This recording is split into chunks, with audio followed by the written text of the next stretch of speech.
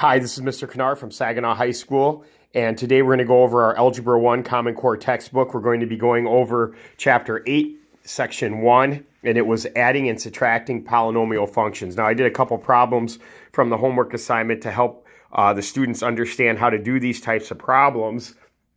And the section we're in, again, is 8.1, and it's on page 489, and I'm going to show you problems 3 and 4. One was adding polynomials and the other one was subtracting. So the first one here, we have 5r cubed plus 8 in parentheses plus 6r cubed plus 3 in parentheses, and I want to get the like terms together, and I see that r cubed is like terms on both of these things that are in the parentheses here. So I have 5r cubed plus 6r cubed. And then I also see that there's like terms with the 8 and the 3 because there's no variables on it. So I write this over here as plus 8 plus 3.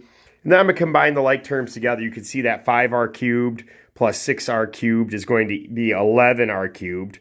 And we can see that 8 plus 3 is also 11.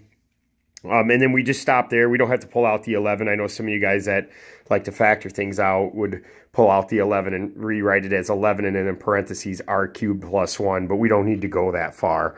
And then this one, it was a subtraction one, and we have 1 in a parentheses here of x squared minus 2 in parentheses minus 3x plus 5 in parentheses. And one of the things when I see a negative, what I want to do is I want to change the operation between these two parentheses to positive, and I'm going to write a -1 on the outside. I want to use the distributive property on this portion, which I can multiply the -1 to each one in the parentheses, and I end up getting -3x minus 5 because I multiplied the -1 through by the distributive property.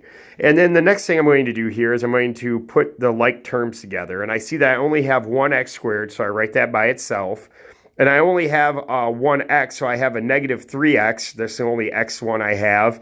And I'm going to put that there. And then I have 2 that are like terms here because they don't have a variable. They're just constants. I have a -2 and a -5, and I write it down here. And then I rewrite the polynomial as x squared minus 3x minus 5. And that's 2 of the problems that we did in class. Hopefully that helps you out a little bit. I know I was absent for 8.1. I had a little flu. It was pretty bad. But if you missed class, hopefully you can come and check this out. And again, this is Mr. Kennard from Saginaw High, and I hope this little pictorial here helps you out. And I will see you in class.